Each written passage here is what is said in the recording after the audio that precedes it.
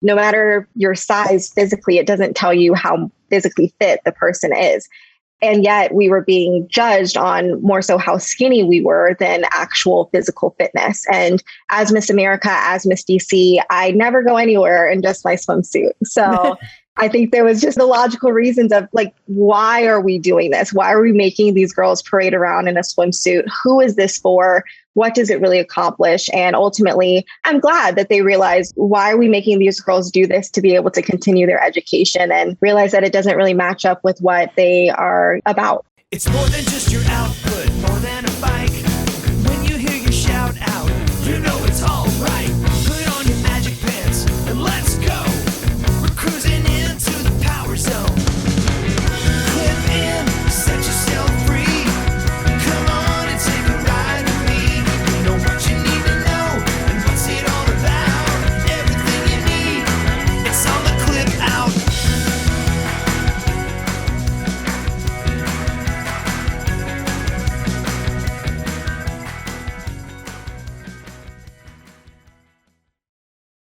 Welcome to the Clip Out Podcast, episode 231. This is Crystal O'Keefe. And this is Tom O'Keefe. So October is almost over. It is. Which, I don't know if you know how time works. That means November is next. Mm-hmm. And I do know that. Okay, just didn't want to get out ahead of anybody. And thanks for mansplaining that to me. No problem. That's what I'm here for. So in case you don't know, mansplaining is when a man tries... Oh, my God. Oh, sorry. So we're going to be in Boston over Thanksgiving. Yes, we are. We're actually going to have Thanksgiving dinner at Plymouth. Yes, I'm super excited. It's going to be fun. So we are more American than everybody else. Well, I think it just means we're bigger nerds than anybody else. Or that. Yeah, we're pretty sure. I'll meet you halfway. We're bigger American nerds than everybody else. I'll take it. Okay. So we were thinking if we have any Boston listeners that want to hang out, maybe we would do that. So we posted a thing in the group about it, but we need some help finding a place. We were thinking Dave & Buster's, although it'd be nice to find a place with maybe a little bit more Boston flavor. Yeah. But we have the kids in tow, so we're trying to figure out something, and they're 15 and 17. So at Dave & Buster's, we could be like, here's money, go play video games. And they're not bored by their parents' podcast, right? To them, they're just like, whatever. Yeah. So, but if anybody has any other ideas, please shoot us a message or chime in on the thread in our Facebook group. Yeah, definitely. We would appreciate it. Yeah. So, so we're going to be there and do all the touristy things, and we thought it'd be fun to kind of hang out with people. Yeah. So, anyway, if you're interested, let us know. I guess besides that, what do you have in store for people this week? Well, we're going to talk about some financial reports that Peloton posted this week. We also are going to talk about, of course, Dancing with the Stars. Sure. We have a visit from Dr. Jenn, and she talks about dealing with changing fitness levels as you age. We're going to talk about the new instructors, and we also have a visit from Angleo at MetPro, and he talks about how to handle backsliding after you have weight loss, like if you start doing things like, I don't know, binging cookies. And then we have updates on like a billion things going on with the instructors. So much. Yes. So before we get to all that, shameless plugs, don't forget we're available on Apple Podcasts, Spotify, Google Podcasts, wherever you get your podcasts, you can find us. While you're there, be sure and rate and review and follow us so you never miss an episode. We have a new review. Ooh.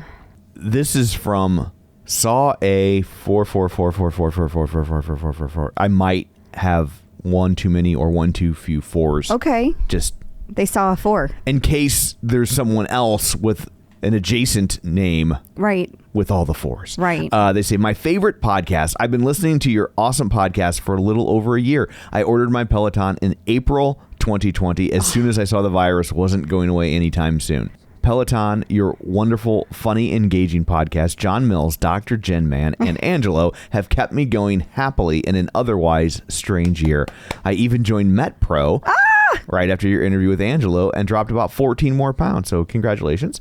I love your humor and Peloton knowledge, and Crystal, your laugh makes this my favorite podcast. Oh, thank you. I hope to see you at Homecoming someday if they ever have them again.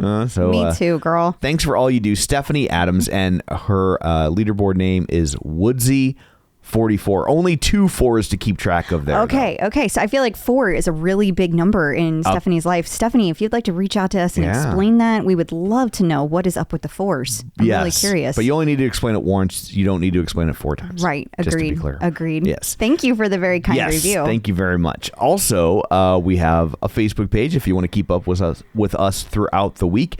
Facebook.com/theclipout. While you're there, like the page, join the group, and of course, you can sign up for our newsletter at theclipout.com, where you can have all the links and things like that emailed to you in one easy to digest. That works. Sure.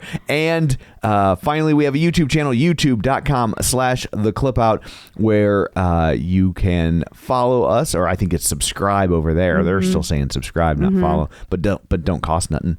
And you can watch all of these episodes on your computer, TV, wherever you watch YouTube stuff. You can watch us instead of merely listen. So there's all that. Let's dig in, shall we? We shall. Run, lift, and live with John Mills. So joining us today via the magic of ZoomTube is John Mills. Hey, John, how's it going? Hi. What is going on? It's halfway through the week, and I am pretty stoked about that. Crystal is wiped because she just did her first ever tonal live. Not her first, her second. No, this is my second. But her tonal live workout. I did. And she finished it like seconds before we started recording this. So yeah. I had to go get the hairdryer, pretend to look normal, throw some makeup on, pretend to look decent. Oh, it looked kind of cool. The lives look kind of cool. I saw a couple of them online. That's pretty cool. They're really, really fun. Really fun. Yeah. Love it. That's cool. So what do we got going on here? Well, I guess we will start with where we've been starting every week, which is talking about Cody Rigsby and Dancing with the Stars. Did you get to watch this week, John? Oh, yeah. I was all ingrained. Like, my eyes were just stuck to the... I mean, it was crazy. JoJo Siwa just blew it all up. I'm become a fan.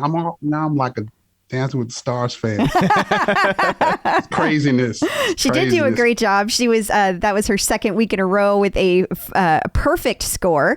But I feel like the exciting moment of the night for all of the Peloton fans was when Cody when he performed and he killed it, and it showed in the score. They were handing out those high scores again, but this time Cody got one. Cody and Cheryl got a nice high score of 36. That's right. Cody blew it all up. That was awesome. He's way up at the top when they kind of combined all the scores. I love that. Yes. Oh, yeah, I loved it. Yeah. Then Iman came out there and scared us all to death. I like know. That. Whenever he threw her around the stage, in that picture right there, that's amazing. That is amazing. Yeah. I think everything they did in the choreography of that was so creative, which gets me back to the point. I don't know if, Cheryl, I don't know. So I guess this week was the first week I really got that Cheryl was the one who's making up the choreography for their dances. I didn't know. I ain't trying to hate. I know. I don't know. Cheryl's choreography, I don't know. Yeah.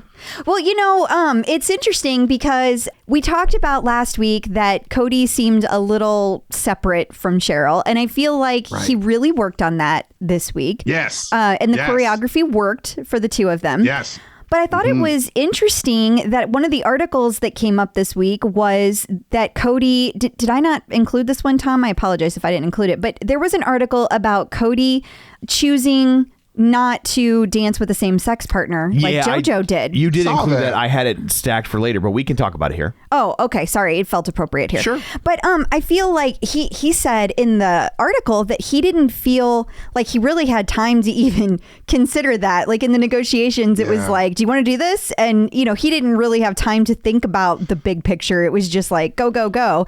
But he was saying that absolutely, had he had a chance to think about it, he would have done that as well. Yeah, I briefly read this article and he said he didn't even think of that it was an option. He just assumed that it was traditional dancing and it's going to be boy girl and that's the extent of it. It wasn't a political statement one way or the other. It was just oh, I didn't even think about it. Right, right. I don't because I think since JoJo was the first person that's done that, it wasn't like it was top of mind that's even a possibility. Right. They didn't know it was a possibility until JoJo did it. Right. Right. But I think that maybe his connection might feel different if he was with a same-sex partner. Is where I was kind of going with all of that. I agree. And I think it would have also, there would have been more buzz around it. As you're saying, he may have had a closer connection. I think all of it would have been positive had he thought of that. But, I get why he wouldn't have. That wasn't traditionally how the show works. So Absolutely. Absolutely. You can't fault him for not thinking of that. And Right. I don't say that to negate what Cheryl's done. I feel like she's a great partner. And even if I'm not always like thrilled with the choreography, I think she's been amazing and really, really supportive of Cody. I think also, even if he had thought of it, it probably would be difficult this was a level up for him. And when you first get there, it's hard to instantly go to, but I want to do it all different. Yeah, that's a really good point. And even though JoJo Siwa is probably 10 or 15 years younger than him, like, it's not as much of a level up for her because she's had a television show and she tours and she does, she's operated within that arm of the industry in a way that he hasn't, and so she probably felt like she could, I don't know if I want to say make a demand like it was a bitchy thing, but like but she can say, well, here's how I would approach this, yes or no. Yeah. Right. Yeah. Either way, I think that he's becoming, you could see, he's getting more comfortable in this. Sure. He absolutely. is. He killed it. He did. They both did a great job. And I will also say about JoJo, she's probably just more comfortable with negotiations in general. And she might even have a manager who was the one that suggested it from a PR standpoint. You never know, Right. That's a good point. Yeah. So moving along, we had an interesting article from CNBC about Peloton or the gym and how more people are choosing both. Yeah. And what that means for the fitness industry. Yeah. Isn't that interesting? The idea that I think they have numbers in this article about how connected fitness is, and Peloton specifically, how they've been growing over the first 8 months. I think they used the term of 8 months of this year. And they see that they're still growing, but people are going back to the gyms as well. They talk in this article about, I think they were talking about Planet Fitness, and they're still down like some 8% of the standard usage of the gym from the 2019 year. But they're pretty much back to normal. So if people are back at the gym, but people are still buying connected fitness equipment, like what is that telling us? Ultimately they're saying, well, they're believing that the go forward is going to be more of a hybrid approach where people are kind of doing both. I don't know. And maybe that's all going to augment too as, time passes, but it was interesting. It seems like that would be difficult to sustain financially. Mm-hmm. Like that's a lot of monthly financial commitments to carry both a gym membership and a Peloton membership.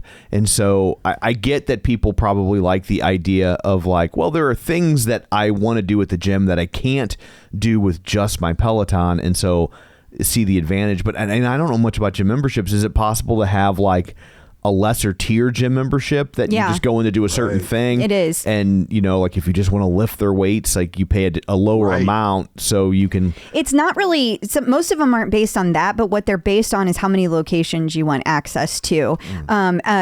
Sometimes they'll do things like if you want access to the pool, that's like a different tier. Or if you want more family members, that's a different tier. Okay. But it can also be like how many different gyms that you want to have access to. So I kind of can't help but wonder, it's just that some people might even be getting double counted because in a typical Peloton household, right, you might have, let's just say you have, the nuclear standard family of, 2 parents and 2.5 children, and maybe some of them are going to the gym and maybe some of them are using the Peloton. So I don't know that this is really accurate. I don't know that they're really capturing the real numbers. Plus, how hard is it to quit the gym? Maybe they just turned all these people's these memberships back on, and they're like, yeah, everybody's coming back. Yeah, that's my stuff. Gosh, yeah. Some gyms are like, extremely. I went through that, so some are really difficult. And then when you think you canceled, you may not have. Better double check your bank account. It's still coming out. Yeah, it can get pretty ugly. It's a little bit of a shady business model they got going on over there. But my thought also was like, if people are going back to the gym, I don't know whether or not or how much they are. Let's say that really is occurring, but we're still having connected fitness growing. Mm-hmm. You know how like the connected fitness space has started to kind of get crowded. You keep seeing new players. My thought was, does this start us down a path where connected fitness, these smaller players start to kind of consolidate if the gym is going to be more in play than we thought before? I don't know if that has anything to do with the gym specifically, but I think that we're definitely going to see consolidation in the space. I don't see how we can't. There's too many new players and they're not getting enough traction because they all have to compete. They all have to do all of the different verticals, right? And that's a lot. That's a lot to do. Didn't we see one of the connected fitness brands partner with a gym? We've seen a couple of those. Yeah. Let's see.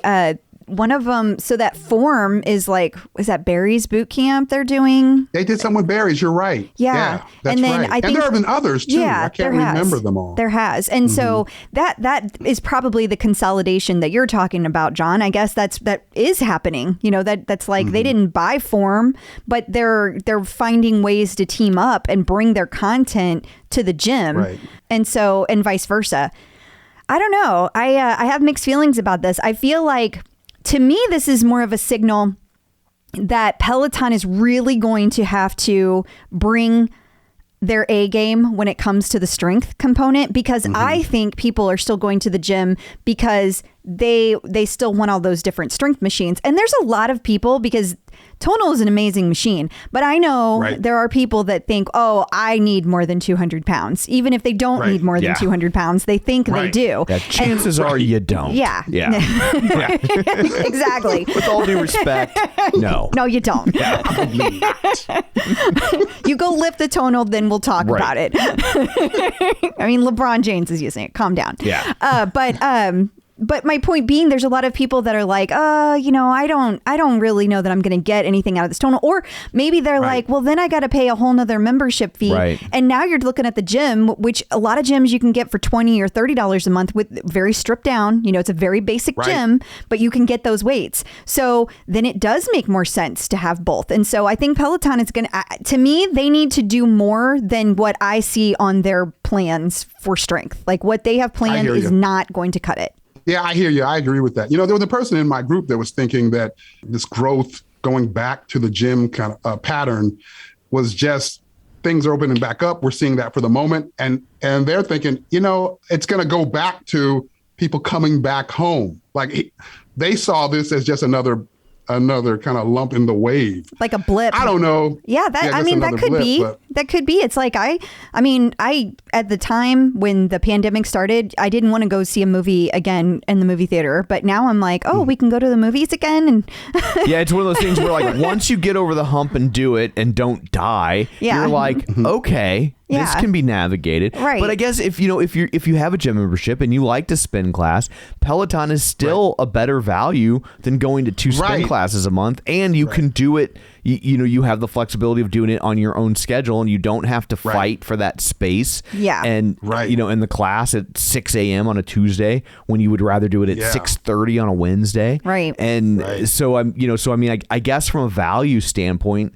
it's still is worth it for a lot of people. Oh, for sure. Absolutely. For sure. Absolutely. And that's the thought. That was the thought in that statement. It was like, maybe they're running back now, but then that will click the value and then they'll be like, this is too much trouble. I don't want to drive to the gym. I don't want to fight for a parking spot. I already had that experience at home. Let me go back. Yeah, exactly. Want to roll out of bed at 6 a.m. and work out.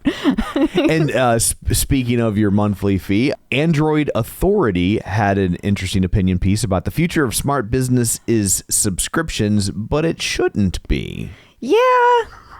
That's an interesting article. Yeah. I know. They're like, well, you don't need any more subscriptions. And I'm not sure that I agree with that. I mean, I think the future of pretty much everything is going to be subscriptions. Me too. Right? Absolutely. Every business is trying to pivot to some sort of subscription model. And so, there's just more money to be made. I think you're fighting against the tide ultimately in terms of just being against the subscription model. But I think what this person is actually trying to say is that there are brands like that work with a subscription or without. And then there are brands that only work if you have a subscription.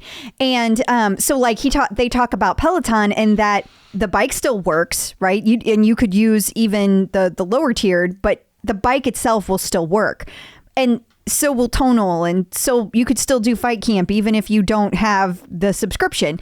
But some of them, like Whoop, if you don't have the subscription, it doesn't work at all. Like it does nothing for you. Like you're just wearing a bracelet. But they give you the Whoop. They do. So you don't technically buy the equipment. So that's the only way they're going to make money. Exactly. I mean, Exactly. I mean, if you think about it, our printer has a subscription service, for Christ's sake. They're like, hey, when your ink gets low, just trust us, give us your credit card and we'll send you some more.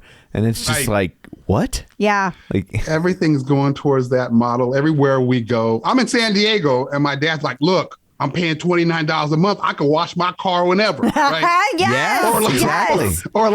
Or like Erica's going, yeah, I got this subscription to Stars. I'm like, I thought we had every channel with cable. No, in order for me to see Raising Canaan, I gotta buy Stars. I mean, everything is like.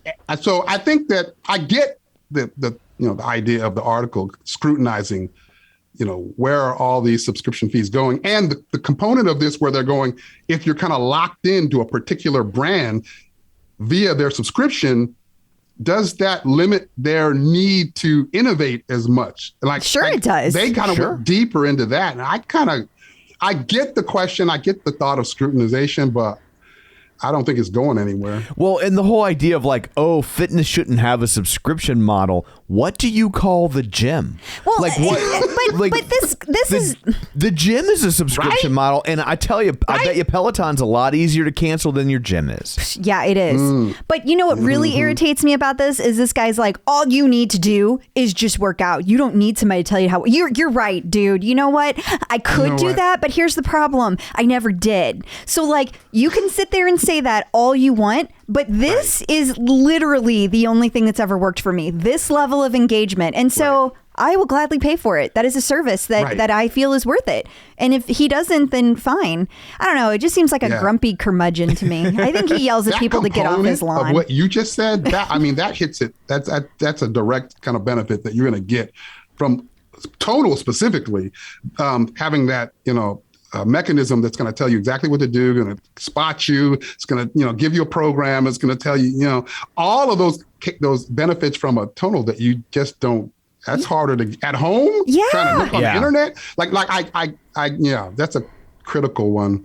But I thought that was kind of silly as well, the way he kind of framed that. But I get overall I do the too. scrutinization of all kinds of like subscriptions all over the place. It is frustrating when you feel like everybody's coming at you for a monthly fee. Yes. Like it starts to weigh on you. Get this. Right. Get this. Okay, so the kids are on a thing called Discord where they chat all the time. Well, now Discord has a monthly fee because now you can pay $9.99 a month so that you can make your own custom emojis.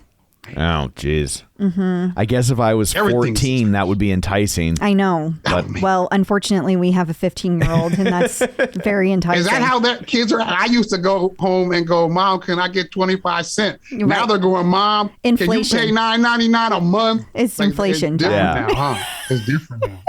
Dang. And the thing is when you target kids with something like that, it's going to go on their parents' credit card, and the kid's going to lose interest. And then how long is that going to live on the parents' credit card? Yes, like that's the fright. 10 years later, right? The next what is this $9.99? Here's my next business model. Here's what I'm inventing. Here we go. Somebody needs to figure out. I have the idea. Someone needs to figure out how to do all the stuff. Okay. For $10 a month. John's scared. I'll have a subscription monitoring service, and it will go through and tell you which of the subscriptions you forgot about that you should cancel. Dude, it already exists. Oh God, man. It already exists. That's a thing. I think that's a thing. It is. But that that subscription service sounds like a mad hater.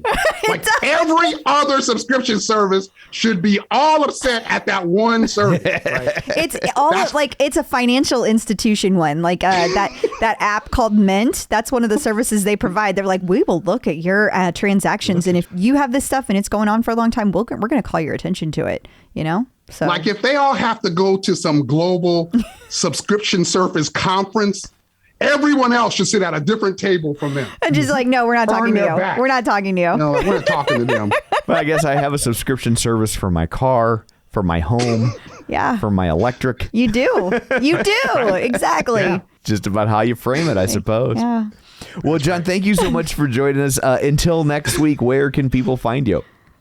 They can find me on Facebook, Run, Lift, and Live, my page or my group. They can find me on Instagram, Run, Lift, and Live.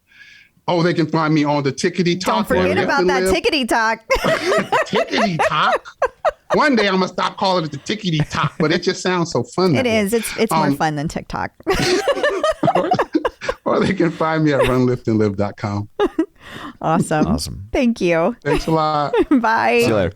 So the holidays are almost upon us. If you're looking for a gift that maybe the whole family can use, you should look into FightCamp. It's perfect for the fitness lover in your life. It brings the best workout in the world into your home and makes it fun. You can learn to box and kickbox from home with access to world-class programming, elite trainers, premium equipment, and smart technology that turns your workout into an interactive experience. That's right. And they have thousands of classes. They add new workouts each week, so you're always going to find something new. They even just redid all of their workout, like the backgrounds and how they do everything. It's amazing. They also have paths. So if you have no boxing experience or very little boxing experience, FightCamp has your back. They've created programs specifically designed to teach you the basics of boxing and kickboxing so you can build a strong foundation. It's also great for brain fitness. Boxing requires focus. Its precise combinations push you to think about every punch you throw. It's the ultimate way to clear your mind and forget you're working out. Not to mention, it relieves stress. FightCamp comes with all the gear you need to start boxing from home, and it includes a free standing punching bag, boxing gloves, quick hand wraps, and smart punch trackers. Now is the best time to get your FightCamp. Take advantage of their holiday deal going on now. If you purchase this November, you'll get an additional pair of gloves for free. Just go to joinfightcamp.com/clip to get an additional pair of gloves for free all November. Go to joinfightcamp.com/clip. That's joinfightcamp.com/clip. Getting the psychological edge with Dr. Jenn. Joining us once again is Dr. Jenn Mann, licensed marriage, family, and child therapist and sports psychology consultant. You may know her from VH1's Couples Therapy with Dr. Jenn or VH1's Family Therapy with Dr. Jenn or her long-running radio show, The Dr. Jenn Show. She's written 4 best-selling books, including The Relationship Fix, Dr. Jenn's 6-Step Guide to Improving Communication, Connection, and Intimacy. It's Dr. Jenn. Hello. Hi. Hello. So good to have you back. We have a question from Shelly Gherkin. She would like to know, how can we mentally reconcile naturally declining athletic capability as we age? She says over the past decade, she's experienced decreasing speed, stamina, and the ability to effectively recover. How can she reset her vision of what fitness looks like in her 50s and beyond without feeling like a former athlete? I think she asked a great question. And whether it is in your 50s, your 60s, your 70s, every once in a while I'll see someone in their 70s or even 80s on the leaderboard, which excites me to no end and gives me hope. But I think, first of all, I would say if you're encountering this in your 50s, the first thing you want to do is meet with your doctor, make sure everything is okay. The second thing is that you want to do is reevaluate whatever your regimen that you're doing is, because you may be overtraining. And a lot of the time I see people not recovering as well or hitting the wall because they're overtraining. And there's a tendency when you don't see yourself getting better of going, well, then I need to do more.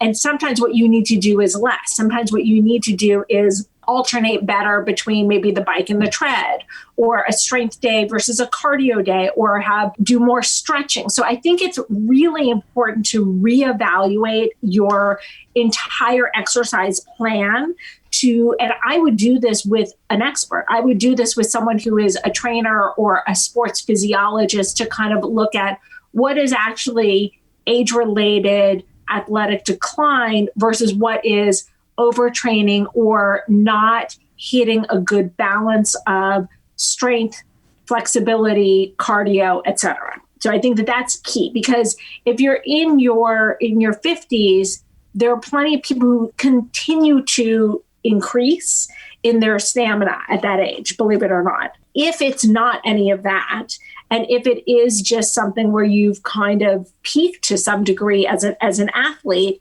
I think that what you want to do is look at maintenance, is how do I maintain? And again, am I overtraining? I think that that's one of the key questions to ask here, because I see a lot of people, and look, there are a lot of people who I follow on social media who are Peloton fanatics like I am, who are training so many miles. There are some people that I see that I just I can't believe what they're doing, and more power to them if that works for them and their bodies. But I think you have to be really careful that you're not comparing yourself to someone who's doing 200 miles a week and going, oh, that's what I should maintain. What is realistic for your body and in terms of wearing down your joints? There is a point of diminished returns where if you're training so many hours a week or a day that it's not necessarily optimal health even. And so I think it's important to evaluate that. And, Definitely. I think looking at maintaining health, looking at shifting goals, and look, maybe some of what you want to do is look at more flexibility, more yoga, more balance. And I know, one of the things as we get older, our balance declines, and that, a lot of people fall and break a hip and, all that sort of stuff. One of the things that's inspired me to do yoga is going, okay, you know what? I want to make sure when I hit my 70s and my 80s that I have good balance and my kids aren't, in the hospital with me with a broken hip. So I think kind of reevaluating what your goals are and what's important to you, because sometimes we get focused on the numbers and how many miles and how many workouts and, am I setting a PR and have I, am I going fast enough? And instead we want to look at, okay, what are my health goals for life? What do I want to be able to do? How long do I want to live? How long do I want to be able to walk up the stairs carrying my groceries, and to really evaluate differently in terms of lifestyle, and also to find other people in your age group who, whether it's through Peloton or a Peloton group on Facebook, who are going through similar things as you and can support you as you're going through this. My secret was to not start until I was 50, so I could only get better. There's nowhere to go up top. Right. Tom's helpful tips. Yes. Go back in time and don't ever exercise. Problem solved. Thank you very much. It's awesome advice as usual. Thank you. Dr. Jenn, not you, I was Tom. like, you can read my column in I have a weekly column in Dipshit magazine. And you can listen to my ham radio show. That joke works on both levels. Oh my I was just God. thinking that. Well, enough of that foolishness. Thank you for joining us. And until next time, where can people find you? You can find me on all social media at Dr. Jenn Man, 2 N's on Jen, 2 N's on Man. And I post on my Insta stories all of my Peloton workouts, so you can see what classes I'm taking and what I'm up to as well. And InStyle magazine, every Wednesday, I have a column that comes out called Hump Day with Dr. Jenn that's all sex and relationship advice. Awesome. Wonderful. Thank you. New instructors. We have new instructors. We do. If you're watching the video, this is Jocelyn Thompson Rule, and she's amazing. I took her premiere class earlier this week. She's a lot of fun. She's a mom.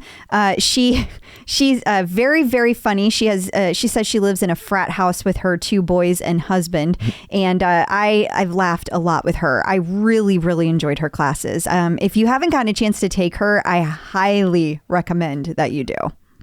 I also think her children should cut down on their beer consumption. And then also, Yeah, John Hoskins. So John started this week as well and, started doing classes. His premiere class was this week. I did John's class and then Jocelyn's class back to back. John has a completely different feel for his classes than Jocelyn does. Like his premiere class, he was kind of like doing an imagery thing where he was like picturing himself at the club and like all the different people there. It was kind of like a story, but in a good way. It really distracted you from the fact that you were running, and you cannot pay enough money for that to be a thing. Like when you don't even remember you're running, that's gold. Yeah. So welcome to Jocelyn and John. That is really cool. Instructors in the news. So the year of Cody continues. Boy, does it. He has been nominated for a People's Choice Award. Yeah, and everybody needs to go vote for him. He is the competition contestant in that category. There are 8 nominees. He is I don't know if these move every time. So right now he's listed at the top left. I don't know if he'll stay there, but he is on for Dancing with the Stars. So everybody needs to go out and vote immediately. Yeah, he's up against JoJo from The Masked Singer, but he's also up against JoJo Siwa from Dancing with the Stars. Oof, it's going to be tough. And Gottmik from RuPaul's Drag Race. I don't watch that. I don't either. Matt James from The Bachelor. I don't watch that, but Matt James is much easier to pronounce, so I got that one right. Katie Thurston from The Bachelorette. Simone from RuPaul's Drag Race. And Wiz Khalifa from The Masked Singer. So I watch a grand total of none of those shows. Yeah, same. I know none of them. I mean, I know they exist, right, but I've never watched any of them. I'm like, where's my Love After Lockup? I know, because that's reality TV. It's a little different, babe. I don't know that people should be choosing them anyway. The whole point of that show is you probably shouldn't have chosen this person. Although that new show they have coming out called Love During Lockup. I just feel like it's going to be a lot of people writing letters. I don't know. Yeah. I can't wait to see. Also, Cody was featured in Shape magazine. This one written by Jacqueline Hendricks. So I'm like, is Michelle K okay? She is. I'm worried. She is. Okay. Yeah, definitely. It's okay. I feel like there's like awkward moments in the break room between Michelle and Jacqueline. She's freelance, so they are not in the break room. Not in the break room. That's how they keep them. That's how they keep them apart. Probably like, you dirty bitch. Writing Peloton's my beat. Well, this article is about his journey so far on Dancing with the Stars, and he labels it as incredible yet challenging. And I think that's accurate. It's been a ride, you know? Yeah. He's kept up a great attitude about the whole thing, and I'm sure it was exhausting going back to different coasts week after week in the middle of being sick. Thank goodness he talks about that. I love this. They managed to throw in a Chobani commercial right in the middle of it with Cody. He was exhausted trying to do that, but the symptoms only lasted a couple of days, and they were much milder than the last time he had it. Thank goodness he got his vaccine when he did. Absolutely. Callie Gullickson giving Cody a run for his money this week. She's got lots of things going on. She does have lots of things going on. Featured in InStyle magazine. Yes, and this was all about her favorite dance moves for an effective cardio HIIT workout. Don't forget, she was one of the brand new instructors that they just had on the dance cardio. She just got added to that team. So I'm sure that kind of prompted this article. So that's great. Good for Callie. The body roll is a lot tougher than it looks. Is it? Yeah. Yeah. If you are stiff and have no rhythm like myself. Okay. I think it doesn't look like it would be difficult, but sure. Well, you just get up there and do it, Tom. I'm good. Okay. I think we all know my opinion of dance cardio. I hated it. And then while we're on our little Callie streak. Yes. Shape.com with Michelle K. Michelle K. She's back. She's back. Glad everything's okay. Shoo. I was worried for a second there. Yeah. Well, this one is about Callie Gullickson being the ultimate Trader Joe's expert. And here's what's in her cart. It says 3 words: pumpkin flavored everything. Well, she's very seasonal. I hope she's not eating pumpkin season everything in June. Icky. Why not? Because it's only special because it's in the fall. That's just arbitrary. Don't let the seasons. You know, you can have it any season, but I don't want it all the time. It stops being special. Yeah. So, yeah. Wait, you have me all the time. Am I no longer special? You're absolutely special. You're like, oh, how do I segue out of this? You're not food, honey. So then while we're on our Callie streak, we should close out by saying that she will be your next bike boot camp instructor. Yep, and she did her first live classes this week. Congrats to Callie. It has been a very big week for you. Welcome to the Peloton team. Yeah. Oh, they're getting to them earlier and earlier. They are. Robin Arzon was in Colorado speaking at the Women's Foundation of Colorado. Yes. There we go. And she talked about how, she changed her career and how movement is medicine, but not just for the everyday. It literally, in her mind, saved her life because it was the therapy that she started doing after she had that very traumatic experience of being held up by gunpoint. Right. And so she talked all about that. And I think that's a really powerful story because sometimes it's not getting into your head and dissecting things. Sometimes it's getting out of your head and just moving. Yeah. I think if I was held at gunpoint, I'd have a movement. A lot of us would. Yes. So Reebok had their Unlocking Fitness panel. Well, I think that you can sign up for it now. Did it occur? Oh, already? I don't know. I thought it had occurred. Oh. Maybe it hasn't occurred. Maybe I should read this stuff for us you're talking about.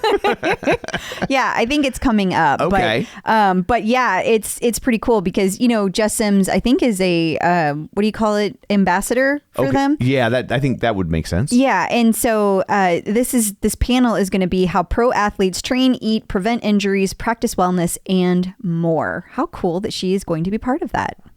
And then you were participating in one of the NASM conferences. I was. And lo and behold, who popped up? Tunde. Ta-da. Yeah, she was the keynote speaker. So she kicked off the entire Optima conference for NASM.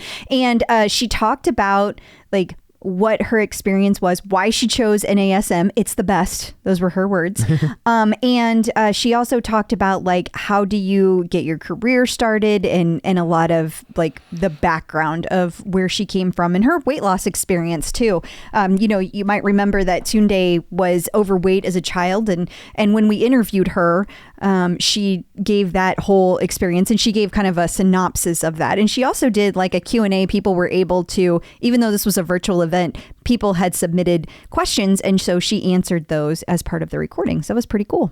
And closing out this segment, Pinterest introduced its first ever original content series, which is fascinating because Pinterest is all about just repurposing other people's content. So it's an interesting move for them. But one of the people they're partnering up with is Allie Love. Yep.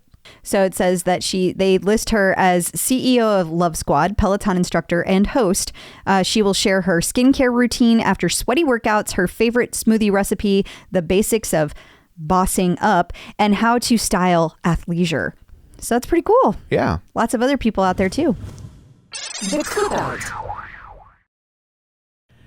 Joining us once again via the magic of ZoomTube, it's Angelo from MetPro here to answer your nutrition questions. Hello. Hello. Hey guys, great to see you again. Good to see you too. We have a Clip Out member that needs your help. Trish Lalonde. She has lost 80 pounds, which is incredible. She has, girl. Well done. Yeah, and she has maintained it for a year. However, lately, she has developed a cookie habit on the weekends. So she eats well throughout the week, but on the weekends, she's eating nothing but bakery cookies. What is this doing to her body? In other words, what do food binges do to the body and how do they affect weight loss? I love Trish. Okay. I feel Trish so hard. Okay. That's how I celebrated my birthday. Exactly. Cookies and pizza. So I'm going to give you, Trish, maybe a surprising answer. So I don't know what it's doing to your body. You do. So are you gaining weight? Ooh. So we're going to talk about just from a metabolic standpoint, is your body able, because if I eat cookies on the weekend, I'm going to gain weight. So are you gaining weight?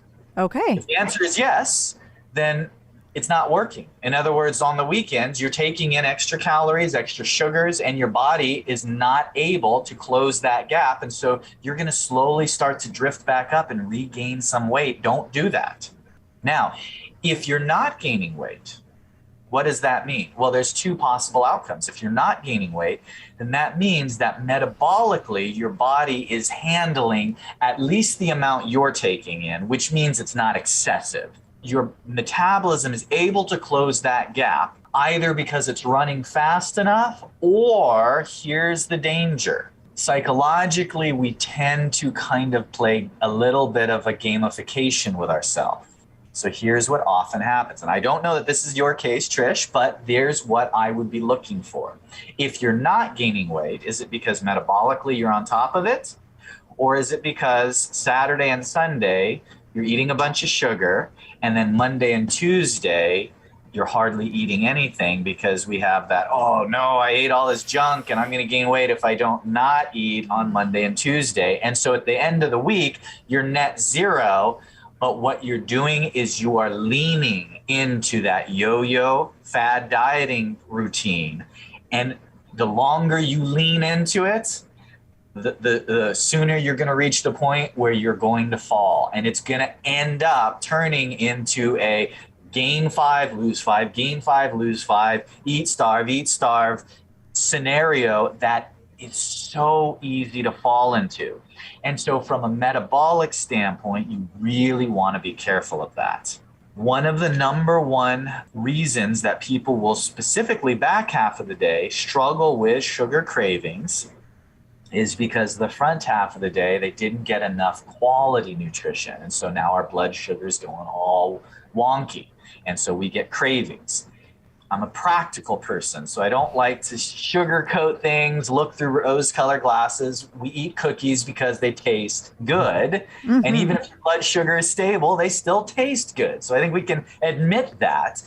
But you can defeat cravings for things that taste good much better when you're not hungry and when your blood sugar isn't driving you to a behavior.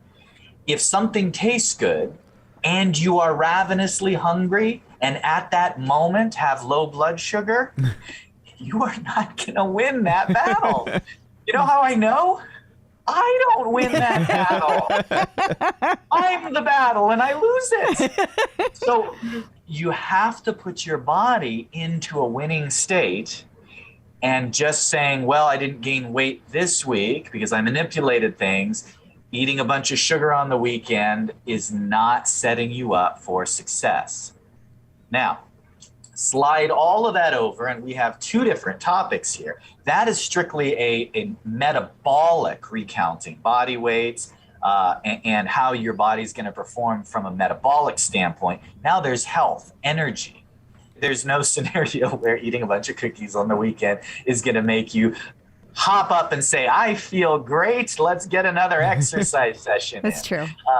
And so long-term health, of course, you're going to be better off with the clean eating. That doesn't mean, well, Angelo says never had cookies, because that's not what I want for you either. The key is everything in moderation. There are few things that human beings derive more pleasure from than good food and drink. I want you to eat and or drink things that you enjoy, but do so strategically and in moderation, and you're going to do just fine. You know how I know you're going to do fine, Trish? Because you've already taken the weight off, you've kept it off for a year, you've proven you can do it. Hold on to that progress and keep your healthy routine going. We're rooting for you, Trish. Absolutely. Awesome. Well, thank you so much. And if people want this sort of advice customized for their own fitness journeys, where can they find you? Yeah, they can come talk to us, metpro.co/TCO. Awesome. Thank you. Thank you. Guys. Peloton in the news. So there have been big changes with the referral program at Peloton this week. Woo, have there. Yeah, so this may come as a shock to many people because apparently not everybody knew this, but you have always had more than one referral code. You've had the main person who paid the Peloton bill, that referral code, but everybody who signed up for Peloton in your household also had a referral code. Now, a lot of people only were able to get that code by calling Peloton and asking for it. It wasn't listed in your account if you were like a subsidiary account holder. Okay.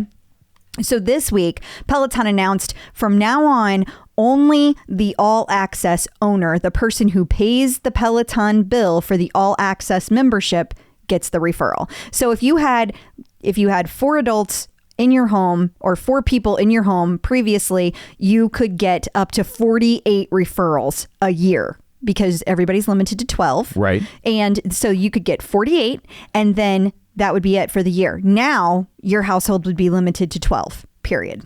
Gotcha. And some people are losing their shit. Oh, yeah. Yeah, they definitely are. Some people seem to think that because, I don't know, they're a mommy blogger, they should get to do this as many times as they want. And it's like, well, Peloton gets to make these decisions. Yeah. And we've talked about before that, like, they don't really need referrals anymore. Yeah, especially like during the pandemic that they were even still doing that. Like, I wouldn't be surprised if this is the first step towards winding down this program because they don't really need it anymore. It's funny. I think this is really like the third step. I agree with you that that's what this is, but I think the guest pass was another big step because now you get nothing for giving a 60-day guest pass to your friends. You don't get a thing. And they're starting to that's becoming normal. They're normalizing that, right? And also, for a long time now, I guess it's been about 1.5 years, 2 years. If people have posted their codes, on their podcast, Peloton just goes in and they just take their referral code. And they don't tell you they're doing it. It just no longer exists. Yeah. And so if you've given away too many, they don't like that. Yeah. And so, and there's no way to get it back, no matter who you ask, apparently. But yeah, people are not happy. So it's kind of brought up a whole thing. And I will say, from especially people who have had their bike a long time, it does kind of feel like, oh, thanks, we don't need you anymore. Sure. I had some OGs reach out to me and say that. And I do get where they're coming from on that. I feel like, those of us who have been around Peloton for a very long time, it is a very different feel now. And it does feel like they don't give us any kind of love anymore. Like the original people who started it. And I'm talking about people before me, the originals, the people ones that were in the Kickstarter. Yeah. The ones that were there was a literal, before there was a leaderboard, there was a board hanging in a room that they did a leaderboard on. Like a dry erase board. Yeah. And I mean, we're talking way back then. And those people, they don't get any special love from Peloton anymore. It's just it's very different. Yeah. And it's sad. It's sad because you've been supporting them forever. Yeah. I also get that Peloton's like, well, we're selling so many, we don't need to offer this. And I think for a while, we like the idea of selling clothes, and now the clothes have gotten so popular, they don't need to do that either. So. Well, and now they have their own brand. And that actually brings up another thing, because the thing is yes, I think that plays into it too when you talk about the first step. I think that whole changing to their own brand, because think about it, now they don't have to share their profit, and the prices didn't come down on that clothes. No. So now they're getting rid of the referral codes. The prices didn't get down. They're not sharing the profit. I mean, this is part of growth. Yeah, absolutely. It just is. It is. But it is sad. It's different. It is a very different feel than the way it used to be.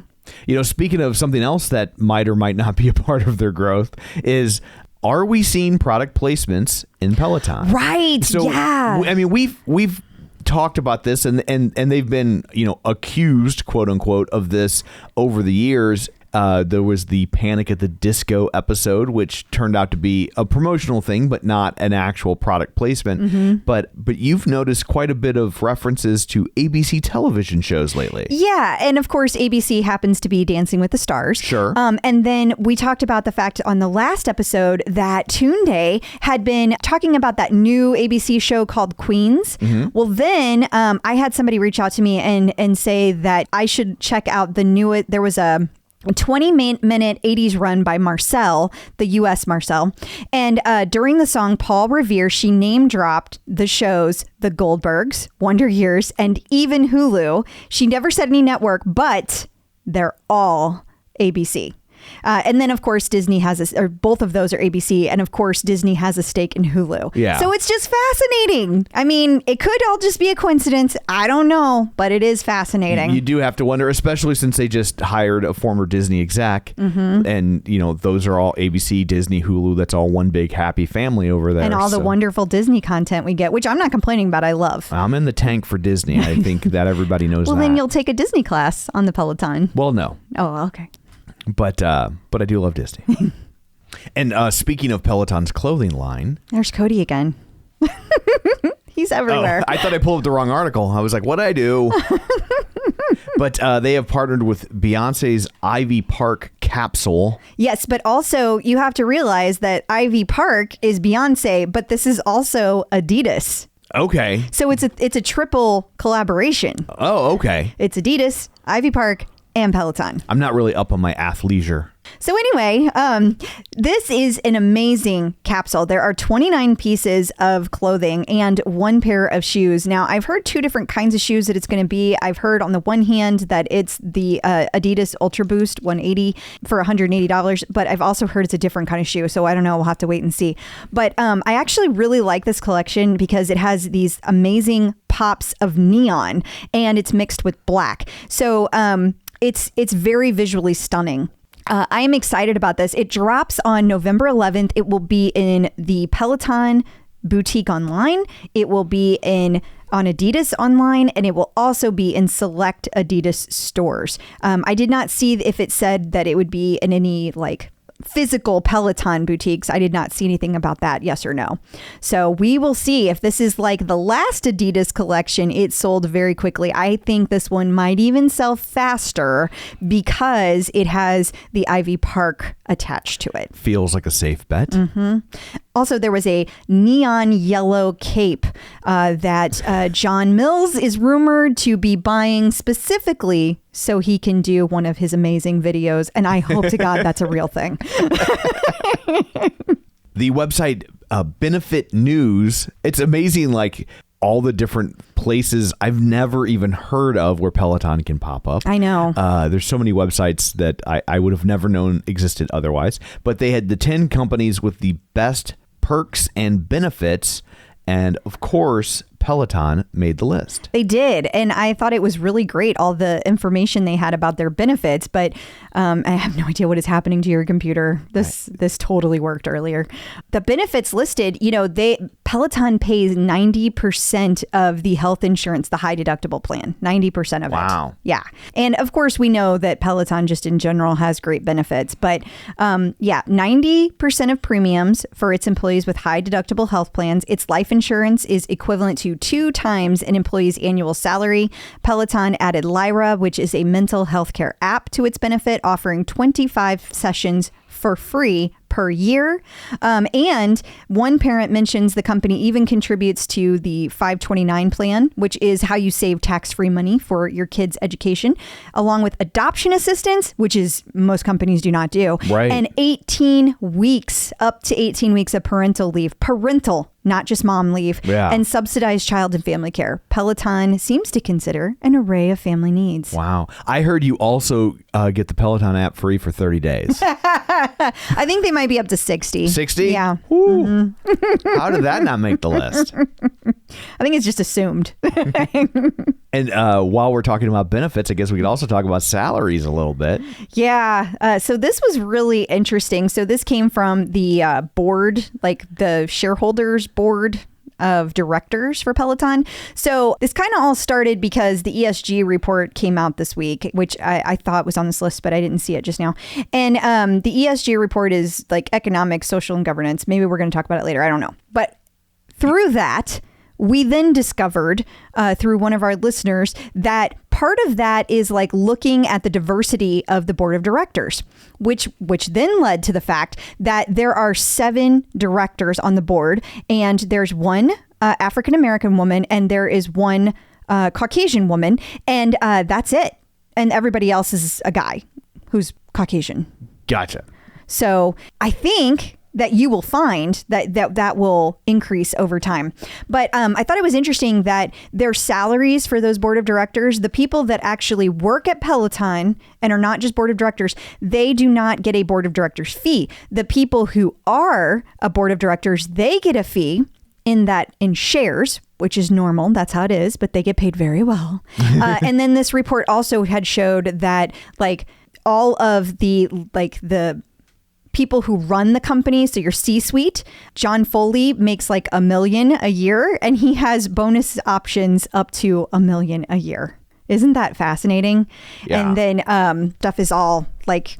But when you're publicly traded, that's part of how that works. Like, I mean, if you're going to invest in a company, you want to know that like your top guy isn't making like $300 million while your company is circling the tubes or whatnot. So. I mean, it's absolutely true. So we have Mr. Foley, they put on here, $1 million as a base, William Lynch, $1 million, Jill Woodworth, $750, Tom Cortese, $500, and Hisao Kushi is $750.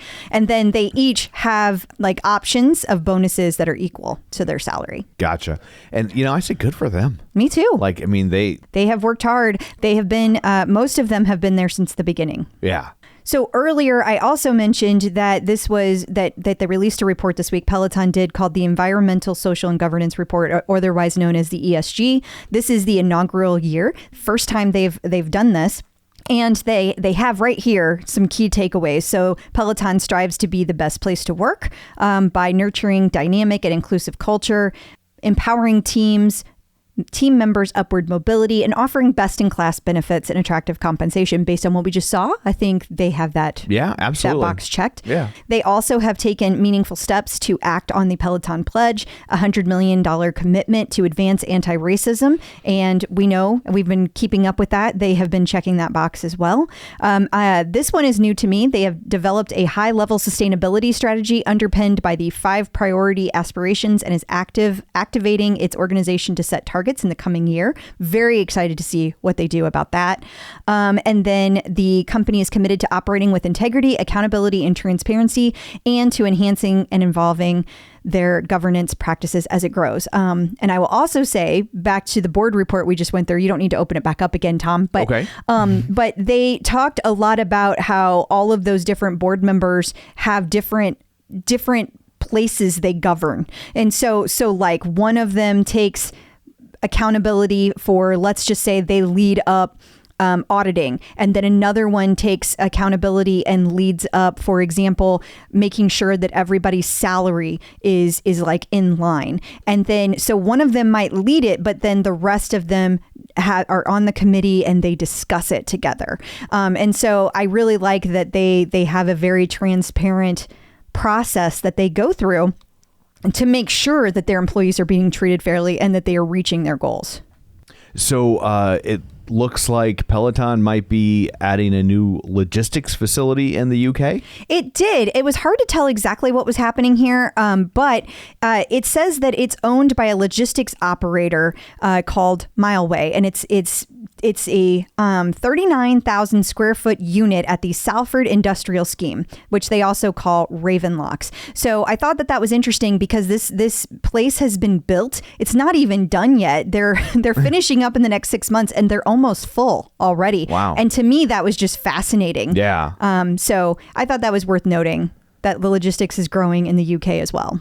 When you hear Ravenlocks, I'm like, did they partner with Harry Potter? I know, right? That is exactly what I thought of. That just sounds, I guess, because it's so adjacent to Ravenclaw. I guess, yes. The website Value Walk, another website I've never heard of until now, sat down with Tom Cortese, who we mentioned previously. Yeah, so he was listed, he was part of the CNBC Disruptor 50 Summit, and they did an interview with him, and I'm not going to go through all the details. I did want to mention it because this particular website, there were a couple of them I saw, list out the entire transcript. There was nothing like groundbreaking and brand new that you needed to know, but if you're interested in like digging into the details, this is a really good place to get the entire transcript. And of course, this link will be included in the newsletter that you can sign up for at theclipout.com. So Adweek put out their 2021 digital hot list. Yeah, John Foley tweeted about this because guess who was on it? Well, duh, Peloton. Exactly. They were listed. That's pretty cool. I mean, it makes sense. It does. It totally makes sense. For fans of HBO's Succession. I love that show. Okay, so this was listed in the Peloton Hotels and On the Go, the group that tracks like all of the different places you can find a Peloton. Well, Jody, who runs the group, I believe she started the group, she listed this listing from the Woolworth Tower Residences in New York City, which is where Succession, part of it, was filmed. We think, and Jody will have to tell us if we're right or wrong, but we think this is where Ronan he did a workout they showed here. But this has a Peloton in it. All of that to say how cool yes. that there's a Peloton there. And we looked at it to buy the apartment was like $23 million. Mm-hmm. And so just a cool 23. The taxes on it, the monthly taxes, $11,000 just in taxes. A month. Like, we couldn't afford that if you gave it to us. That's one thing the Midwest is good for. Yes. Robinhood Markets names Peloton marketing executive to its board. What is the importance of that? I don't know. I'm asking. I'm not being shitty. I'm saying like... Because a board, like one of their executives is put on their board. I don't know what Robinhood Markets is. It's an app that like tracks your market. Oh, like a stock app, like trading stock. Okay. Yeah. But it's Dara. How do you say her last name? Treseder. They put Dara Treseder on the board. Oh, so how about that? And that's why it really matters because, Gotcha. She's such a big deal over there and now she's on their board. You have to wonder if maybe she'll end up on Peloton's board at some point. Yeah. I don't. That whole world mystifies me. I have no idea how you end up on works. one board. You often end up on another board. Gotcha. Now I want to be on a board. You wouldn't like it. Yeah, I feel like that's pretty unlikely. Mm-hmm. I think it's best for all parties concerned. Mm-hmm. It's got all the things you hate, which is talking about stuff you don't want to talk about, lots of math, and sucking up to people. Oh, yeah. That's not my speed. Mm-mm. So CNBC wrote about how Peloton is trying to stay ahead of supply chain issues. Yes. And so... I mean, we know about this. They've spent like $1 billion to improve production, supply chain this year, including that U.S. based factory that we know about. There's Tom Cortese. There he is. But of course, it's continuing. The disruption is still happening. So they are continuing to work on it. Right now, the wait is not bad for anything. If you want a Peloton tread, you want a bike plus, all of it's coming in pretty well. And I think that we're going to continue to see that. But basically, this is just kind of a rehash of information we already know, all the steps they've already taken. Although there are people that don't realize they've taken these steps. So I guess it's not bad to hit on it again. Absolutely. It's nice for CNBC to be nice to them again. They had a couple weeks where they were a little cranky. And if you just can't get enough of supply chain discussions, and really who can't, I'm trying to get on a board. Can you tell? Yeah, that's exactly what you got to do right there. Jennifer McKeon, the SVP and head of global supply chain at Peloton, was featured on a YouTube interview with something called Supply Chain Now. I think that's how they say the now. The supply chain wants it right now. Well, people do want it right now. When they want their Peloton, they want their Peloton. So did you watch this? Is there anything in there we need to know? No, I did not watch this. Did I watch a 53-minute YouTube video about supply chain? I'm thinking no. No, I did not. Do me a favor and click that like button. It has one sad little like and only 24 views. So we need to get Jennifer McKean some views. Ta-da. I clicked like. Thank you. Jennifer McKean, I believe is how you say it. Oh, did I say it? I'm sorry. I said it wrong. Oh, gotcha. I was correcting myself. Whew. We'll summarize that and get back to you. Supply chain stuff. We'll get back to it right now. Peloton artist collaborations. There is a new artist collaboration, and this is a big one, I assume, because it's someone I actually know. It makes an old guy feel good when I'm like, oh, I know this one. It's Sir Elton John. A lot of people said that, Tom. Oh, it's one I actually know. I can get excited about this.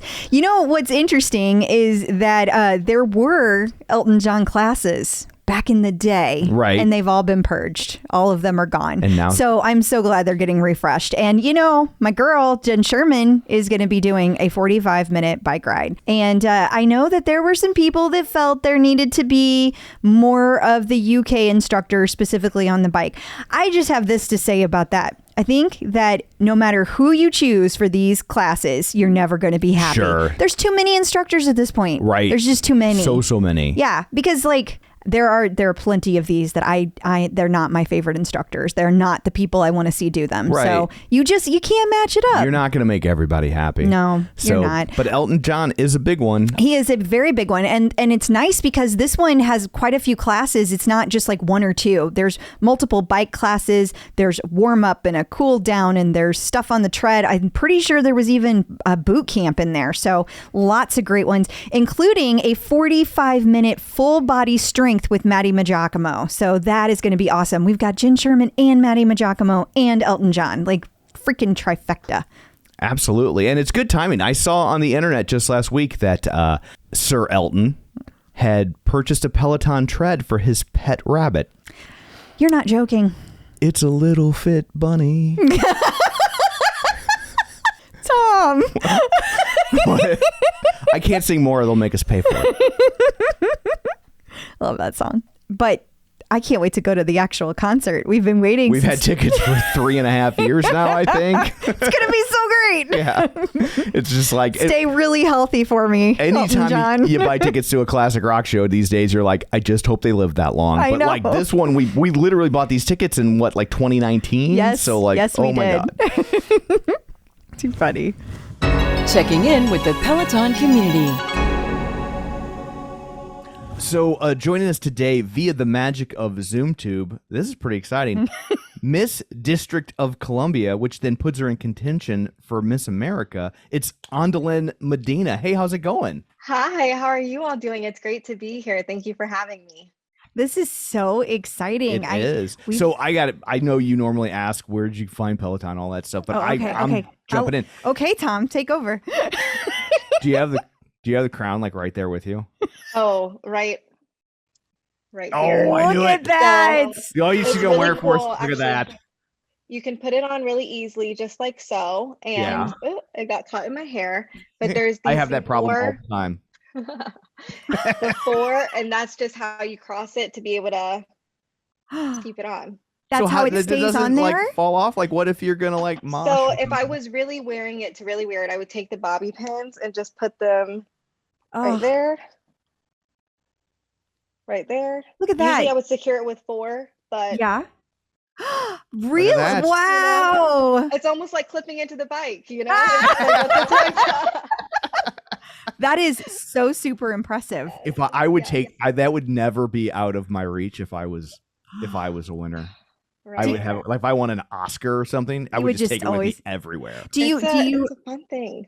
Yeah, I can't even imagine. So do you take it everywhere? Do you take it? I usually leave it in my car just because I kind of live out my car, and that way, if anything random happens, and somebody's like, "Oh, Miss DC," I can grab it. But other like your than ID, that, you can be on in a heartbeat. Yes, I can be on it. Well, that's the crazy thing. DC's so small, and when people start to know you're Miss DC, you do kind of always have to be on. So none of my neighbors know that I'm Miss DC, and I'm planning to keep it that way. I get that. That's amazing. So is your crown there? Is it as fancy as it looks on TV, or if you see it in real life, are you just like it's kind of? No, I think it's just as cool in real life. You still see the rhinestones and the sparkles, and there's still some moments I see it and I'm like, wow, I miss DC. Now the Miss America crown is obviously 10 times cooler. But I guess it would be 50 times cooler. Oh, there's yes. And then even though it's a lot longer, we also have look at that sash. Oh, so gorgeous. It's sparkly too. Yeah. Yes. So together it creates quite the You're kind of like a walking disco ball. That's amazing. Does everybody like go when you walk in with your? Well, there was one moment, the Olympic rings were in DC. And so I took one photo because I just wanted one photo for myself. And so it was just like, okay. But then I had the crown and sash on hand and threw it. And the second I put it on, everybody was like, oh, no. So are there some places where it's better to be the winner than others? Like I'm thinking in DC, because it's the capital, there's probably there's a lot more cooler opportunities than if you were like Miss Delaware. Can you talk some shit on Miss Delaware? I love Miss Delaware, so I can't. But I would think the DC would offer more opportunities to show up to like amazing things. Like here's a senator, here's a president. Yeah. It's cool. You find that every single state has something really unique and weird and cool about their specific state that only Delaware can do, only Kentucky can do. Right. DC is really neat in that, like you said, we get to kind of make our own year. So we can make some really cool appearances. And because it is the nation's capital, there's times that I'm out of District of Columbia because people want the nation's capital. So it really does allow itself to have a really fun year, getting to do some really neat things. Like I got to meet the Real Housewives of Potomac at the beginning of my year, which was so fancy. I bet it was surreal. Yeah, no, I did. The real wives of, yeah. Yes, yeah. The real wives of the Potomac. It's interesting though that like I feel like that might be a relatively recent thing that like the whole Miss America umbrella would be like, yes, we'll interact with reality television. Like I would think that not 10 years ago, maybe that would have been like. I think 10 years ago, Miss America had a reality television show for a little bit. So it seems to be this kind of thing that we flirt with. Obviously, we very much so want to represent and uphold the image that we're trying to represent as being role models and making a difference. So even though I personally love binge watching Jersey Shore, I probably would not be hanging out with the cast of Jersey Shore. Well, we had Snooki on the show. Does that mean you have to stop the interview? We really did. Like, so it's stuff like that. Like you can, but you have to. So you flirt with the idea of celebrity, and you can hang out with it, but you also want to keep an image and as best as you can, and not be. I mean, if you're with Snooki, maybe preferably at a charitable event or doing service. Maybe not hanging out at a bar. Yeah, like not partying with Snooki. Don't go to Jenks. Yeah. Stay away from Karma. I think probably the best way to say it is you can go to the party, but maybe not the after party. There you go. Right. Yes. Precisely. You have the most, you can tell that you're very ladylike because you had the most polite, like you covered your nose and every time. You're just adorable. Thank you. So what leads up to entering something like a Miss DC competition? Is there like, things that, like you were Miss Michelin tire or I don't know. Right. No, yeah. So the journey looks a little bit different for everybody, but DC doesn't have locals. So for us, and that's what we would call it. Sorry, that's the jargon. Okay. So like Miss, I'm originally from Virginia. So like Miss Chesapeake or Miss Virginia Beach. Okay. For the bigger states, they have locals that lead up to their state competitions and then, they compete.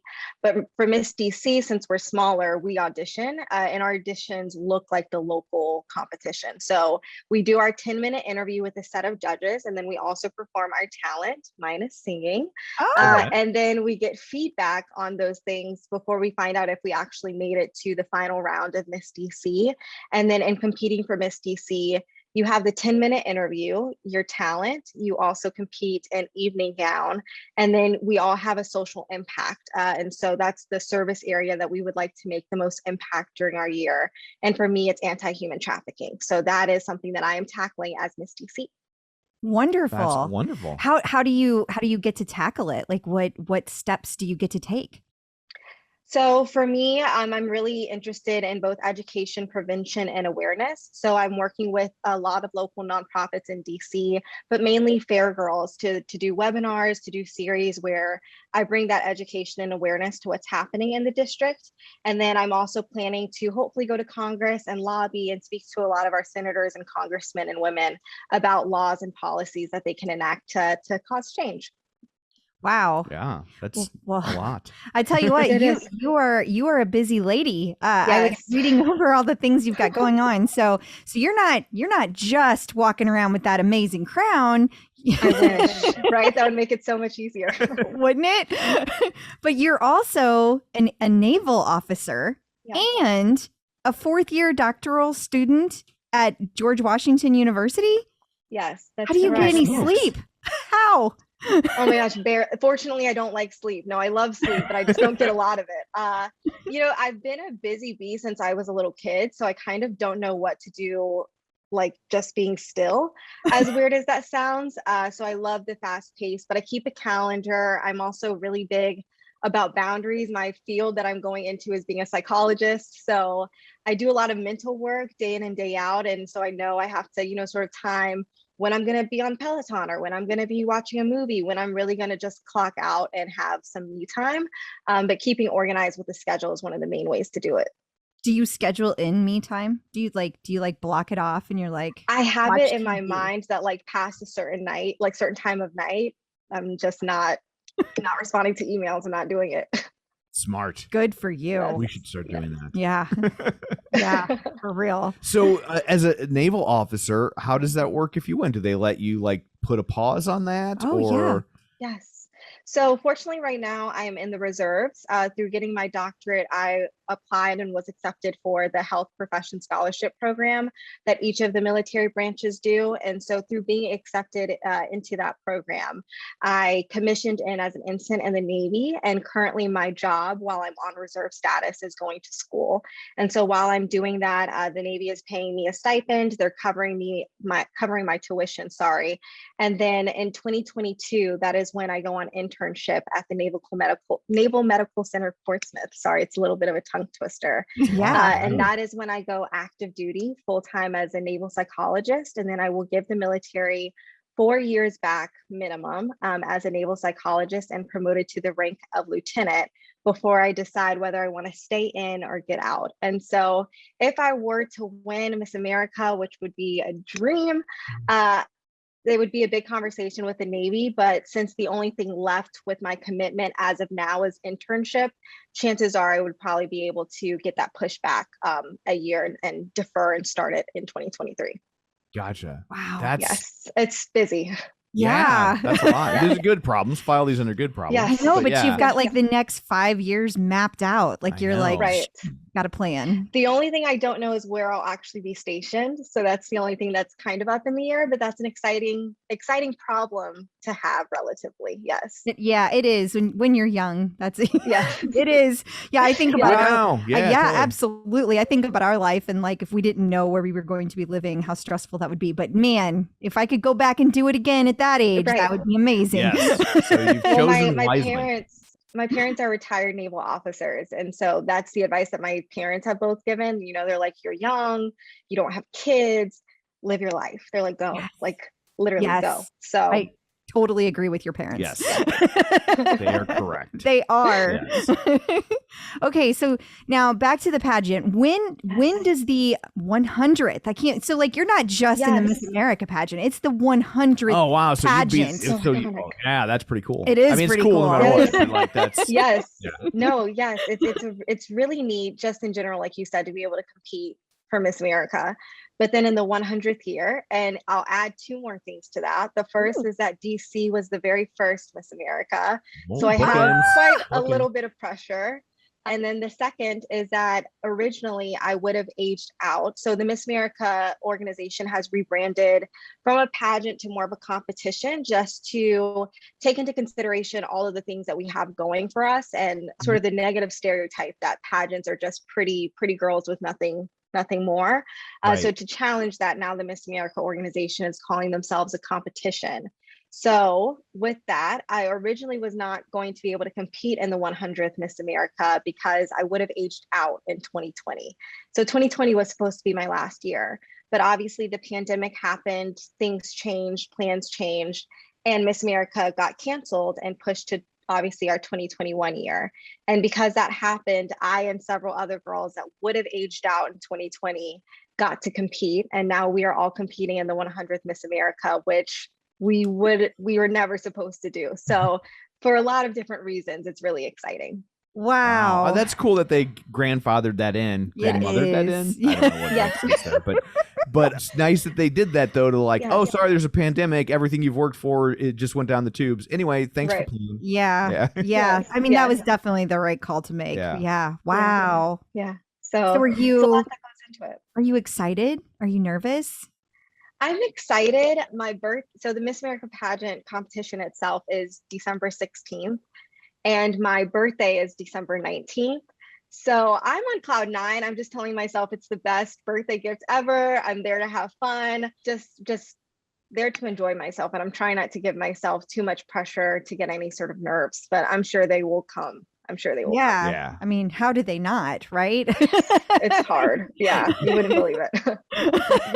Yeah. I cannot even imagine. I mean, yeah, I get nervous at just about anything that's public. So what you do on a daily basis when you just whip out that crown and you're on, that would be a lot for me. And the funny thing is I'm naturally an introvert and a lot of people don't believe that. Like to me, a fun time is me in my house with my dog watching some television and like just being a hermit. So yes, every day as Miss DC, when I have to like throw it on, I'm still the same person, but it's like throwing on another layer. And sometimes I am really exhausted after a day of it just because I'm not used to all of that interaction.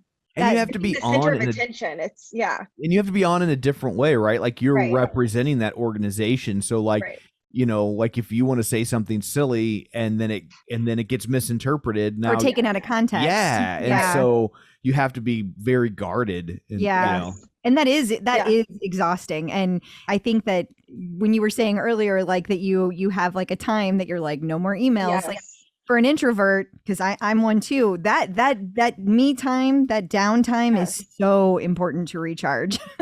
Yes. And thank y'all for highlighting that because it's so true. And even when people know you are Miss DC, even if you don't have the crown, there's still so many eyes on you. So you really don't ever kind of get a chance to be off. Unless you're like at home or with people that you really, really love and really know you and care about you and just aren't going to judge you. Otherwise, you kind of always have to be under consideration of who's around and what you're doing. I bet. Especially in the age of cell phones and everybody's got a camera in their pocket. Yeah, you couldn't just go out for a crazy night with your friends without thinking it through, could you? Definitely not. And especially in a city like DC where everybody knows everybody and it's like a 10-mile radius. Yeah, no. Wow, that's a lot of pressure. That is a lot of pressure. It's probably why she doesn't want to go to the gym and she got a Peloton.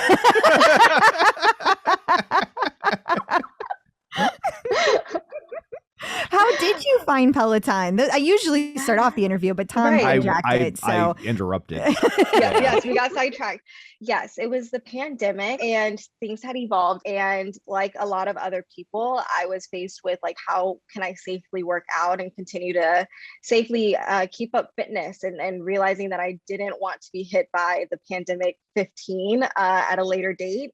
So I had never taken a cycling class at all, but I saw the commercial and I had a lot of friends that also rode Peloton. And I asked them, I was like, is this worth me investing? And they all agreed. They all said it was the best investment that they ever made. I talked to my parents about it and they were like, it's your money. Like, if you want to do it, that's on you. And I decided to make I'm 25 years old. It was my first like big girl investment or purchase. And part of that was also seeing my parents' Nordic track from like 20 years ago and them telling me they had it from 20 years ago. So I was like, if you've had a Nordic track treadmill for 20 years, I can have a Peloton bike for the next 20 years. And I have never looked back. Oh my God, Peloton loves hearing that. Let me tell you. But it's funny. Tom and I have talked about before because a lot of times when we get a chance to interview people, they're in their middle age. I mean, we've interviewed older people, we've interviewed younger people, but I mean, on the average, that tends to be. And I know that Peloton's fastest group of users is now on the younger age. Like you're squarely in it, but it's not something that everybody your age can afford. It is such a big purchase that, and I mean, there's people my age that can't afford it and older that can't afford it. It's a luxury item. So was that, you said that it was like, you considered it to be an investment. And so that's been since the pandemic. Do you feel like so far you've gotten your money's worth out of it? Do you feel like it was a good investment? 100%, 100%. And the funny thing is, to that point, I told my dad that buying Peloton was the first way that I realized credit matters, because I'm on the Peloton payment plan. And I was like, wow, Dad, now I see all those lessons about, having good credit. Like, it's helping me afford this Peloton. But definitely. And even more so because it's helped my parents get involved. So my mom actually also purchased a Peloton bike because of me. Take that, track. Yeah, right. So and she loves it. And did you get the referral credit? Did I get the referral? Yes, I did. Okay, yes, I did. Yes, I did. I was like, did I? Yes, I did. But so it's changed even that for my family dynamic, for us to work out together, for us to be able to now bond over something new, and to see the way that it's taken a life of its own for my mom has been incredible. But it's been such an investment for me, just in making, I think, fitness feel both feasible and fun, and for me to be kind to myself, because there's a lot of times I always want to go hard, but there's always at least one part or segment of, the class where they tell you to do what you can do your best. And that has been a different sort of element that I didn't have before, that has been really helpful too about Peloton. So were you at all concerned when making a purchase like this for Peloton that, like, it sounds like there's going to be a lot of moving in your future, like your residence? Obviously there's moving in your future because Peloton is exercise. That's how exercise works.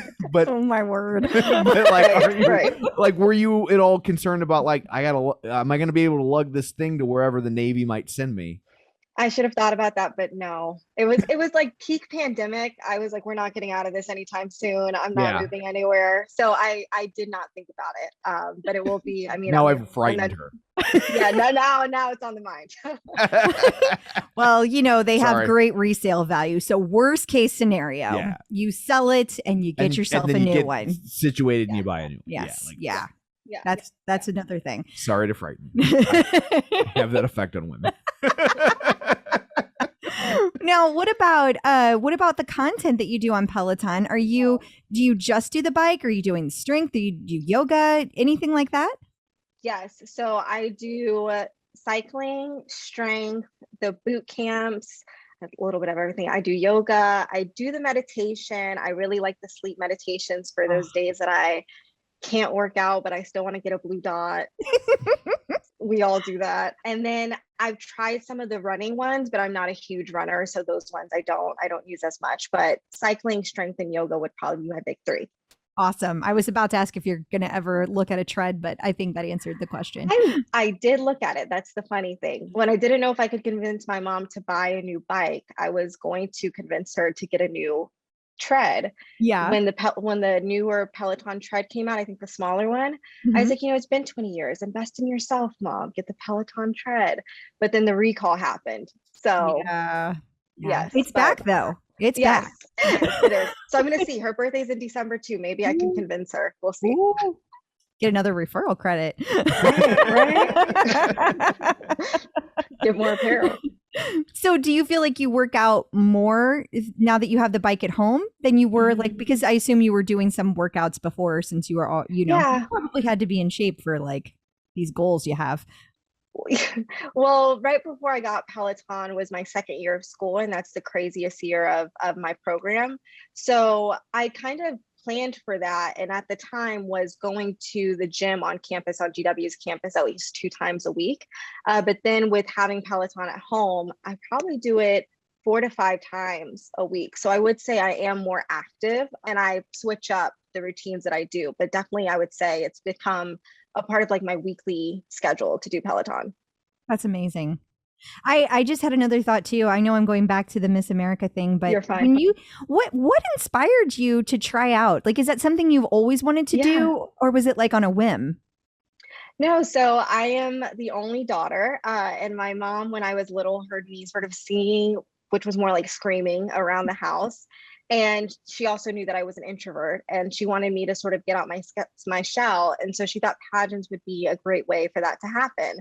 So it was originally through my mom. And then my dad was like, if she wants to quit at any point in time, she quits. Like, she's done. We're not going to force her to do this. But it really helped me a lot. So I learned how to sing. And then developed that talent more in that, getting out of my shyness more in that arena, which then led for me to go to an art school for high school. I've even got to sing for President Obama before. So it's like really opened up doors. And then also I had a speech impediment growing up. I really struggled with saying R's. And like I said, was super shy. Yeah. So my mom thought, again, pageants and being able to speak publicly or speak in an interview with strangers, she thought those would all be really great skills for me to have growing up. And she was right. It has really benefited me, but it was that got me started. And then through continuing and watching the other girls compete, continue to inspire me. And the last sort of ticker was that Miss America is one of the largest scholarship providers for women. When I became a teenager and competed for Miss Virginia's Outstanding Teen, which is the little sister to Miss America, I won. And when I won a full tuition scholarship for my undergraduate degree.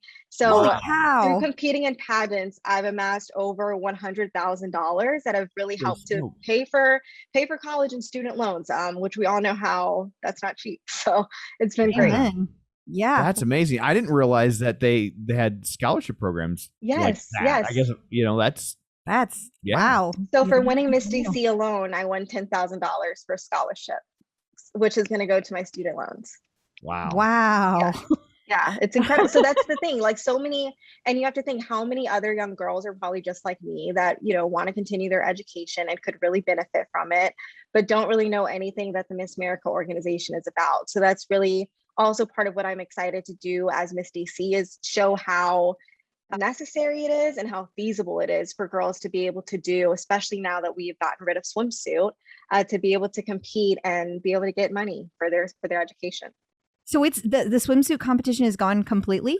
It is gone. We no longer have swimsuit. And that was mainly because what we all know is that even, no matter your size physically, it doesn't tell you how physically fit the person is. And yet we were being judged on more so how skinny we were than actual physical fitness. And as Miss America, as Miss DC, I never go anywhere in just my swimsuit. So I think there was just, the logical reasons of how, why are we doing this? Why are we making these girls parade around in a swimsuit? Who is this for? What does it really accomplish? And ultimately, I'm glad that they realize, why are we making these girls do this to be able to continue their education and realize that it doesn't really match up with what they are, about. I mean, it's definitely a vestige of a bygone time. It sure is. And to your point about that people don't realize what Miss America is about. I mean, it's like, we grew up knowing a certain kind of Miss America. And so, I mean, me included, that was my assumption. It was still like that. Like, I didn't know that they had taken that. I knew they had changed some things. I mean, I kind of heard that in the news, but I really didn't pay that much attention to exactly what those changes are. But that is a wonderful change to make. Yeah. Yes. We all love it. So. I bet. Yeah, there's no pressure. Just get out there and be half naked in front of an entire country. Yeah. And to bring it back to Peloton, it's also changed the way I've thought about fitness because I competed in Miss America, with swimsuit and after. And I definitely felt more pressure. And I always loved the body that I was in, but my fitness felt different. Like it didn't feel like it was for me as much as it felt like it was for the 20-second moment that I was on stage. And now after competing, it really is wholly about myself and how I feel internally and mentally, just feeling good about, seeing the little gains, the little pop of muscle that I see. Now that really excites me and fuels me. And it's not necessarily about the stage or the performance. And so I also think that's a really neat part of it too. That's fantastic. Absolutely. Does that change how you look at things? Like does that change your approach to food or your approach to your relationship with your scale or anything like that? So I was never much of a scale person, which is a good thing. And same with eating. I eat anything. Okay, and so I kind of hate you now. You're still young. That's gonna. My mom tells me that your all day's the time. coming. She's like, one day, she's like one day. So I also try to tell myself that's also why I'm working out is for the one day. But if anything, it's made me be more considerate about the fact that it's more, even if my eating doesn't show in the physical sense, I still need to be concerned about, diabetes or cholesterol. So I do, now that I'm getting older, try to give some consideration to how much sweets that I'm eating or what that looks like just for health reasons. But I'm not a fan of like the folks that after the pageant are like scarfing down the pizza and are like, now I can finally eat the pizza. No, Sure. I'm the girl that's eating the pizza 365 days out of the year. Like, I don't take off. You're walking on stage with a slice. Yeah. You're Yes. I don't- Yes. I mean, I love that about you, but I also kind of hate that about you. Fair. So, are you comfortable sharing your leaderboard name, or is that something you want to keep to yourself? Oh, no. You guys can totally know. So before, my initials are ATM. Before, my leaderboard name was AT Money Machine. But I got some advice to change it upon winning. So now it is Miss DC 2021. And I'm on the leaderboard. Yeah. I love it. Oh, Yes. that's amazing. And hopefully you get to change it again in to Miss December. America. Right? That'd be crazy. Oh my gosh. I got goosebumps for you. That's so It incredible. would be so cool. It is. So, do you have a preferred instructor? I have a top 3. So, but my top 1 would be Alex, just because he pushes really hard and I vibe with that. I also love Kendall and I love Cody. That's and Cody's awesome. on Dancing with the Stars, so I'm excited to watch him. Oh, we know. Yeah. Yeah. We had Everybody to knows. watch. We had to watch last night and I posted. I was like, everybody go vote. Yes, I'm so excited for him. Me too. It's so exciting. Okay, so do you watch Dancing with the Stars? Because I have a question for you. I have watched it in the past, but I haven't watched it recently.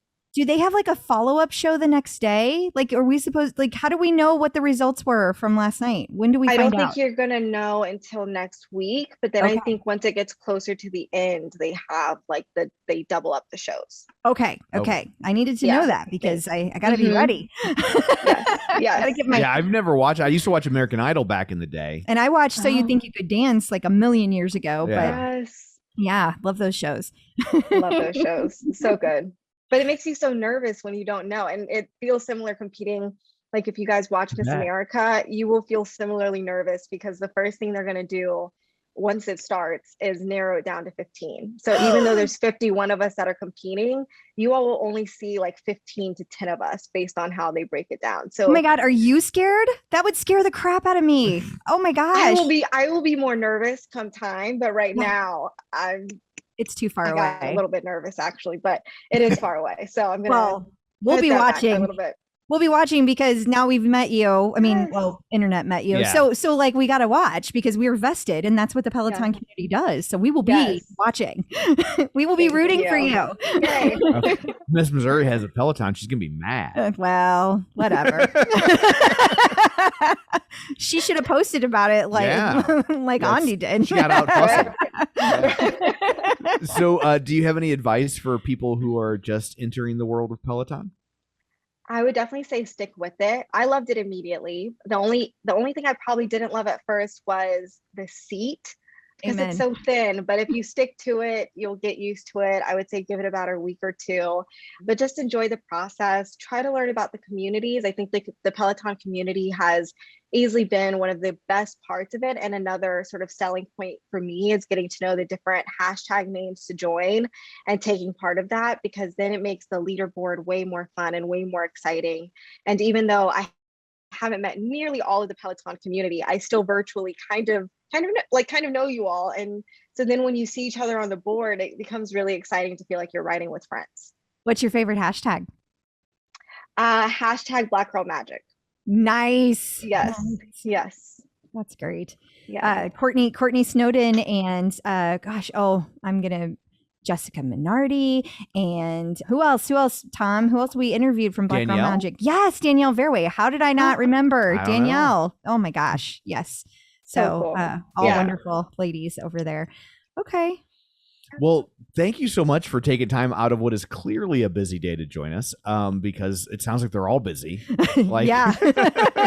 No, thank you all for having me. It's so exciting. And like I said, I just really love the Peloton community. So when you all reached out and said we could do this, I was thrilled, absolutely thrilled, because when I won, the Peloton community was the first one I went to on Facebook to say like, hey guys, guess what just happened? And then the even neater part was that a former Miss America, Kim Aiken, also rides Peloton.